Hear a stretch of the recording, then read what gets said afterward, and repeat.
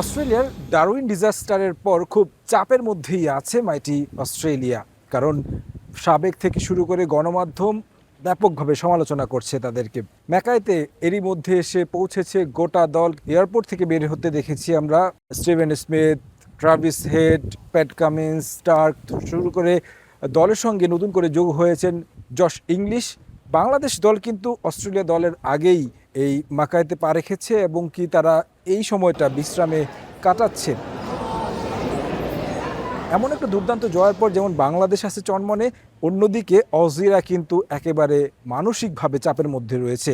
যদিও সেটা তাদেরকে সামনে থেকে দেখা যায়নি। এয়ারপোর্টে যখন তারা আসলে ব্যাগেজের জন্য অপেক্ষা করছিল, তারা কিছুটা হাসি খুশি থাকার চেষ্টা করছেন, সতীর্থদের সঙ্গে কথা বলছেন, অনেকেই আসলে সেলফির আবদারও মেটাচ্ছেন।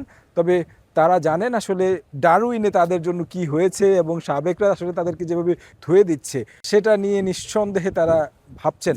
সবচেয়ে বড় বিষয় হচ্ছে বাংলাদেশের এই জয়টাকে অনেক অজি সাবেকরা আপসেট হিসাবে দেখছেন, আবার অনেকেই সম্মানের চোখে বাংলাদেশকে দেখছেন এবং সেই সম্মানটা তারা দিতেও চাইছেন। বাংলাদেশ তো বিপক্ষে হারার পর একাদশে একটা পরিবর্তনও নিয়ে এসেছে। 3 দিন আগেই কিন্তু অস্ট্রেলিয়া তাদের দল ঘোষণা করে দিয়েছে। এই দলে রয়েছে রেনশোকে যুক্ত করা হয়েছে। তিনি প্রায় 3 বছর পর টেস্ট দলে ফিরেছেন।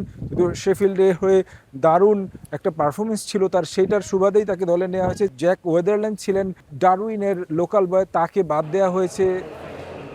এখন দেখার বিষয় এই মাকাইতে অজিরা কতটা ঘুরে দাঁড়াতে পারে। অন্যদিকে চনমনে বাংলাদেশ নিঃসন্দেহে চাইবে এই টেস্টে একটা ভালো ইতিবাচক ক্রিকেট খেলতে।